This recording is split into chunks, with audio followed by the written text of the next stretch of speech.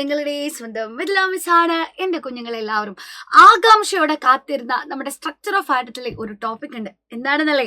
Electron configuration of atom, ആറ്റത്തിന്റെ electron വിന്യാസം അല്ലെ. പുതിയൊരു ടോപ്പിക് ആയതുകൊണ്ട് തന്നെ എല്ലാവർക്കും അങ്ങോട്ട് ഈസി ആയിട്ട് മനസ്സിലാവുന്ന ഒരു സാധനമല്ല. പക്ഷെ ആക്ച്വലി ഇവൻ സിമ്പിൾ ആന്നേ, വളരെ ചെറിയൊരാളാന്നേ, നമുക്ക് ഈസി ആയിട്ട് പഠിച്ചെടുക്കാവുന്നതേ ഉള്ളൂ. അപ്പൊ മക്കളെ, നമുക്ക് ഓണപരീക്ഷയ്ക്ക് പബ്ലിക് എക്സാമിനായാൽ പോലും 4 മാർക്കിന് വരെ ചോദ്യങ്ങൾ വരുന്നൊരു ടോപ്പിക്കാണ് ആറ്റത്തിന്റെ ഇലക്ട്രോൺ വിന്യാസം അല്ലെങ്കിൽ ഇലക്ട്രോൺ കോൺഫിഗറേഷൻ എന്ന് പറയുന്നത്. സോ ഈ ഒരു വീഡിയോയിൽ വെറും 5 മിനിറ്റ് കൊണ്ട് നിങ്ങളെ സെറ്റ് ആയിട്ട് ഞാൻ ഇലക്ട്രോൺ കോൺഫിഗറേഷൻ എഴുതാൻ പഠിപ്പിക്കാൻ പോവാണ്. So are you ready? Ready അല്ലേ? അപ്പൊ മക്കളെ, ആദ്യം തന്നെ നമ്മൾ ഓർത്തിരിക്കേണ്ട ഒരു കാര്യം എന്ന് വെച്ചാൽ, എന്താണ് ഷെൽ? ആരാണ് ഷെൽ? ഷെൽ ആരാണെന്ന് ചോദിച്ചു കഴിഞ്ഞാൽ നിങ്ങൾ പറയും, ഷെല്ല് കക്കയുടെ ഷെല്ല് അതാണോ? അതല്ല. ഷെൽ എന്ന് പറഞ്ഞാൽ ഒരു ആറ്റത്തിനുള്ളിൽ ഇലക്ട്രോൺ ഇരിക്കുന്ന സ്ഥലങ്ങളെയാണ് നമ്മൾ ഷെൽ അഥവാ ഓർബിറ്റുകൾ എന്ന് പറയുന്നത് അല്ലെ. ഏതൊക്കെ ഷെല്ലുകളാണ് നിങ്ങൾക്ക് അറിയാവുന്നത്? ഏതൊക്കെ ഷെല്ലുകൾ അറിയാം? അങ്ങനെ സ്വന്തം ഇഷ്ടത്തിനൊന്നും ഷെല്ല് പറയാൻ പറ്റില്ല. അപ്പൊ നമുക്കറിയാവുന്ന ഷെല്ലുകളെ നമുക്ക് എഴുതാൻ പറ്റും. ഏതൊക്കെയാണ്? ഏറ്റവും ന്യൂക്ലിയസിനെ തൊട്ടടുത്തിരിക്കുന്ന കേഷൽ, ഇവനാണ് നമ്മുടെ ഒന്നാമത്തെ ഷെല്ല്. രണ്ടാമത്തെ ഷെല്ലിനെ നമുക്ക് എൽ ഷെൽ എന്ന് വിളിക്കാം. മൂന്നാമത്തെ ഷെല്ലിനെ എം ഷെൽ എന്ന് പറയാം. നാലാമത്തെ ഷെല്ലിനെ എൻ ഷെൽ എന്ന് പറയാം. അഞ്ചാമത്തെ ഷെല്ലിനെ ഓ ഷെൽ എന്ന് പറയാം അല്ലെ. അപ്പൊ കേലമെന്നോ അല്ലെ, K shell, L shell, M shell, N shell, O shell. ഇതാണ് ഓരോ ഷെല്ലുകളും. അപ്പൊ നമുക്കറിയാം, ഓരോ ആറ്റം എടുത്തു കഴിഞ്ഞാലും ഓരോ ആറ്റത്തിലെയും ഓരോ ഷെല്ലുകളിലുമുള്ള ഇലക്ട്രോണുകളുടെ എണ്ണം എന്ന് പറയുന്നത് ഡിഫറെന്റ് ആണ്. അപ്പൊ ഈ ഷെല്ലുകളിലായിട്ട് എങ്ങനെയാണ് നമ്മുടെ ഇലക്ട്രോൺ കുട്ടന്മാർ ഇരിക്കുന്നത്? ഓരോ ഷെല്ലുകളിലേക്കും ഇലക്ട്രോണുകളെ എങ്ങനെ നമുക്ക് വീതിച്ചു കൊടുക്കാം? ഇതിനെയാണ് നമ്മൾ ഇലക്ട്രോണിക് കോൺഫിഗറേഷൻ എന്ന് പറയുന്നത്. ക്ലിയർ ആയോ എന്റെ കുഞ്ഞുങ്ങൾക്ക്? സോ അപ്പൊ നമുക്ക് ഇനി എന്തൊക്കെ കാര്യങ്ങളാണ് ഇത് എഴുതുന്നതിന് മുമ്പേ ഓർത്തിരിക്കേണ്ടത് മിസ് പറഞ്ഞുതരാം. ആദ്യം തന്നെ നിങ്ങൾ അറിഞ്ഞിരിക്കുക, ഒരു ആറ്റത്തില് ഷെല്ലുകളുടെ ഇൻക്രീസിങ് ഓർഡർ ഓഫ് എനർജിയിലാണ് ഇലക്ട്രോൺസ് കയറിയിരിക്കുന്നത്. ഊർജം കൂടി വരുന്ന രീതിയിൽ. എന്ന് പറഞ്ഞാൽ എന്താ? ആദ്യം ഇലക്ട്രോൺസ് പോകുന്നത് ഏറ്റവും എനർജി കുറവുള്ള ഷെല്ലിന്റെ അടുത്തേക്കാ.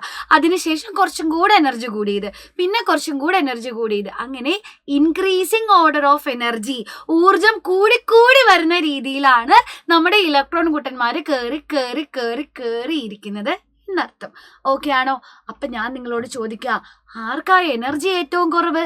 എനർജി ഏറ്റവും കുറവാ എന്ന് ആർക്കാണെന്ന് അറിഞ്ഞാലല്ലേ ഇലക്ട്രോണിനെ ആദ്യം അയാൾക്ക് കൊടുക്കാൻ പറ്റൂ. അപ്പൊ നിങ്ങൾ പറയും, എന്നോട് എന്നെ കണ്ടിട്ട് ഇങ്ങനെ ചോദ്യം ചോദിക്കാൻ മിസ്സിന് തോന്നിയല്ലോ അല്ലെ എന്ന് നിങ്ങൾ സങ്കടപ്പെടും. ഒന്നുകൊണ്ടും പേടിക്കണ്ടടാ. അതായത് മക്കളെ, ന്യൂക്ലിയസിന്റെ തൊട്ടടുത്തിരിക്കുന്ന ഷെല്ല, ഇതാണ് നമ്മുടെ ന്യൂക്ലിയസ് എന്ന് വിചാരിക്കുക. പ്രോട്ടോണും ന്യൂട്രോണും ഉണ്ട്. ഈ ന്യൂക്ലിയസിന്റെ തൊട്ടടുത്തിരിക്കുന്ന ഷെല്ലിനാണ് മക്കളെ ഏറ്റവും എനർജി കുറവ്. ഓക്കെ, ന്യൂക്ലിയസിൽ നിന്നുള്ള അകലം കൂടുന്തോറും as the distance from the nucleus increases, ന്യൂക്ലിയസിൽ നിന്നുള്ള അകലം കൂടുന്തോറും ഷെല്ലുകളുടെ അല്ലെങ്കിൽ ഓർബിറ്റുകളുടെ എനർജി കൂടി വരും. അപ്പൊ ന്യൂക്ലിയസിന്റെ തൊട്ടടുത്തിരിക്കുന്ന ആൾക്ക് എനർജി കുറവ്. ന്യൂക്ലിയസിന്റെ തൊട്ടടുത്തിരിക്കുന്നത് ആരാ? നമ്മുടെ ഒന്നാമത്തെ ഷെല്ലായിട്ടുള്ള കെ ഷെല്ലാണ്. സോ കെ ഷെല്ലിന് എനർജി കുറവ്. പിന്നെ എൽ ഷെല്ലിന് കുറച്ചും കൂടെ കൂടുതൽ, എം ഷെല്ലിന് കുറച്ചും കൂടെ കൂടുതൽ. സോ ഏറ്റവും എനർജി കുറവുള്ള കെ ഷെല്ലിലാണ് നമ്മുടെ ഇലക്ട്രോൺസ് ആദ്യം കയറുക. അതിനുശേഷം എൽ, പിന്നെ എം, പിന്നെ എൻ, പിന്നെ ഓ. ഇങ്ങനെയാണ് നമ്മുടെ ഇലക്ട്രോൺസ് കയറി ഇരിക്കുന്നത്. കെ എൽ എം എന്നോ. ഓക്കെ ആണോ? റെഡി ആണോ? അപ്പൊ ആദ്യം കെ ഷെല്ലിലാണ്. ഇനി രണ്ടാമതായിട്ട് നമ്മൾ അറിഞ്ഞിരിക്കേണ്ടത്, എടാ മക്കളെ, നമ്മൾ 1000 പേരുണ്ടെന്ന് വിചാരിക്കാം, നമുക്ക് ഊട്ടിയിലേക്ക് ഒരു ട്രിപ്പ് പോകണം. അപ്പൊ നിങ്ങൾ എന്നോട് പറയാ, മിസ്സേ നമുക്കൊരു KSRTC ബസ് വിളിച്ചാൽ പോരെ? KSRTC ബസ് വിളിച്ചു 1000 പേർക്കും പോവാം. പറ്റുമോ? പറ്റത്തില്ല. ഒരു ബസ്സിൽ കയറാൻ പറ്റുന്ന ആൾക്കാരുടെ എണ്ണത്തിന് പരിധി ഉണ്ടല്ലേ. അതേപോലെ ഓരോ ഷെല്ലിലും ഇരിക്കാൻ പറ്റുന്ന ഇലക്ട്രോണുകളുടെ എണ്ണത്തിന് ഒരു പരിധിയുണ്ട്. ഓക്കെ ആണോ? So maximum number of electron in each shell, ഓരോ ഷെല്ലിലും ഉൾക്കൊള്ളുവാൻ കഴിയുന്ന പരമാവധി ഇലക്ട്രോണുകളുടെ എണ്ണം നിങ്ങൾ അറിഞ്ഞിരിക്കണം. നമ്മുടെ ഒന്നാമത്തെ ഷെല്ലായിട്ടുള്ള കെ ഷെൽ എടുക്കാം. മക്കളെ, കെ ഷെല്ലിൽ പരമാവധി നമുക്ക് 2 ഇലക്ട്രോൺസിനെ മാത്രമേ ഇരുത്താൻ പറ്റൂ. ഇനി രണ്ടാമത്തെ ഷെല്ലായിട്ടുള്ള എൽ ഷെൽ എടുക്കാം. പരമാവധി 8 ഇലക്ട്രോൺസാ. മൂന്നാമത്തെ ഷെല്ലാണ് എം ഷെൽ അല്ലെ, കെ എൽ എം. ഇനി എം ഷെല്ലിൽ പരമാവധി 18 ഇലക്ട്രോൺസ്. നാലാമത്തെ ഷെല്ലാണ് എൻ ഷെൽ. മക്കളെ, പരമാവധി പരമാവധി എന്ന് പറഞ്ഞു കഴിഞ്ഞാൽ 32 ഇലക്ട്രോൺസ്. ഇനി 5ാമത്തെ ഷെല്ലാണ് നമ്മുടെ O ഷെല്ല്, പരമാവധി 50 ഇലക്ട്രോൺസ്. സോ ഈ നമ്പർ കൃത്യമായിട്ട് നിങ്ങൾ അറിഞ്ഞിരിക്കുക. അപ്പൊ 2 കാര്യങ്ങളാണ് ഇലക്ട്രോണിക് കോൺഫിഗറേഷൻ എഴുതുന്നതിന് മുമ്പായിട്ട് എന്റെ കുഞ്ഞുങ്ങൾ ഓർത്തിരിക്കേണ്ടത്. ഒന്ന്, ഇൻക്രീസിംഗ് ഓർഡർ ഓഫ് എനർജി, ഊർജ്ജം കുറവുള്ള ഷെല്ലുകളിലാണ് ആദ്യം ഇലക്ട്രോൺസ് കയറുന്നത്. രണ്ടാമതായിട്ട് ഓരോ ഷെല്ലിലും അക്കോമഡേറ്റ് ചെയ്യാൻ പറ്റുന്ന ഇലക്ട്രോണുകളുടെ എണ്ണം, K ഷെല്ലിൽ 2, L ഷെല്ലിൽ 8, M ഷെല്ലിൽ 18, N ഷെല്ലിൽ 32. ഈ നമ്പറുകൾ എന്റെ കുഞ്ഞുങ്ങൾ എല്ലാവരും കൃത്യമായിട്ട് അറിഞ്ഞിരിക്കണം. ഇത്രയും അറിഞ്ഞു കഴിഞ്ഞാൽ ഇനി സിമ്പിൾ ആയിട്ട് നമുക്ക് ഇലക്ട്രോണിക് കോൺഫിഗറേഷൻ എഴുതാം. ഇപ്പൊ ഞാൻ ഒരാളെ എടുത്തിട്ടുണ്ട്, സോഡിയം ആണ്, അറ്റോമിക് നമ്പർ 11 ആണ്. ഓക്കെ അല്ലേ? സോ അറ്റോമിക് നമ്പർ എന്താണെന്ന് അറിയില്ല എങ്കിൽ ഇതിന് മുമ്പ് ഞാൻ വീഡിയോ ഇട്ടിട്ടുണ്ട്, ആ വീഡിയോ കണ്ട് നോക്കിയാൽ മതി, അല്ലേ? നമ്മുടെ യൂട്യൂബ് ക്ലാസ് കാണാം, അതിൽ കൃത്യമായിട്ട് ഞാൻ പഠിപ്പിക്കുന്നുണ്ട് കേട്ടോ. അപ്പോൾ ഈ താഴെ എഴുതിയിട്ടുള്ള നമ്പർ ആണല്ലേ അറ്റോമിക് നമ്പർ. അപ്പൊ നമ്മുടെ കയ്യിൽ അറ്റോമിക് നമ്പർ 11 ആണ്. അതിന്റെ അർത്ഥം 11 പ്രോട്ടോൺ ഉണ്ട്, അതിന്റെ അർത്ഥം 11 ഇലക്ട്രോൺ ഉണ്ട്. സോ ബേസിക്കലി നമ്മുടെ കയ്യിലുള്ളത് 11 ഇലക്ട്രോൺ ആണ്. ഈ 11 ഇലക്ട്രോണുമായിട്ട് ഞാൻ ആദ്യം ആരുടെ അടുത്തേക്കാണ് പോകുന്നത്? കേശലിന്റെ അടുത്തേക്കാണല്ലേ.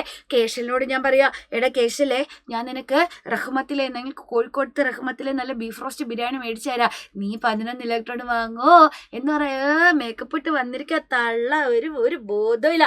എടോ, എനിക്ക് 2 ഇലക്ട്രോണിനെ മേടിക്കാൻ പറ്റുള്ളൂ അല്ലേ? നമ്മുടെ കയ്യിൽ എത്ര ഇലക്ട്രോൺ ഉണ്ടെങ്കിലും മക്കളെ, കേശലിന് 2 ഇലക്ട്രോണിന് മാത്രമേ മേടിക്കാൻ സാധിക്കൂ. അപ്പൊ നമ്മുടെ കയ്യിലുള്ള 11 ഇലക്ട്രോണിൽ 2 എണ്ണത്തിനെ നമ്മൾ കേശലിന് കൊടുത്തു. ഇനി മിച്ചം എത്രയുണ്ട്? 11 2 പോയാൽ എത്രയുണ്ട്? 9. ഈ 9 ഇലക്ട്രോണുമായിട്ട് ഞാൻ എൽ ഷെല്ല്. അപ്പൊ എൽ ഷെല്ല് കണ്ടപ്പോഴേ പറഞ്ഞു, എന്റെ പൊന്നും മിഥിലാമിസ്സേ, എന്നോട് പറയരുത്, എനിക്കാകെ 8 ഇലക്ട്രോണിനെ മേടിക്കാൻ പറ്റൂ. നമ്മുടെ കയ്യിൽ എത്രയുണ്ട്? 9. ആ 9 എണ്ണത്തിന് മേടിക്കാൻ എൽ ഷെല്ലിന് പറ്റുമോ? പറ്റത്തില്ല. എൽ ഷെല്ലിന് എത്രയേ പറ്റൂ? 8 പറ്റുള്ളൂ. സോ കയ്യിലുള്ള 9 എണ്ണത്തിൽ 8 എണ്ണത്തിനെ നമ്മൾ എൽ ഷെല്ലിന് കൊടുത്തു. ഇനി മക്കളെ 3ാമത്തെ ഷെല്ലിലേക്ക് പോകാം, എം ഷെല്ല്.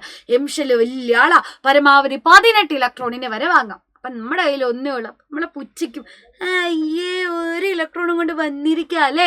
അപ്പൊ നോക്കിക്കേ, എം ഷെല്ലിന് 18 ഇലക്ട്രോണിനെ മേടിക്കാം, നമ്മുടെ കയ്യിൽ ഒന്നേ ഉള്ളൂ. സോ 1 ഇലക്ട്രോണിനെ നമുക്ക് എം ഷെല്ലിന് കൊടുക്കാം. അങ്ങനെ നമ്മൾ സോഡിയത്തിന്റെ ഇലക്ട്രോണിക് കോൺഫിഗറേഷൻ എഴുതി കഴിഞ്ഞു. 2, 8, 1.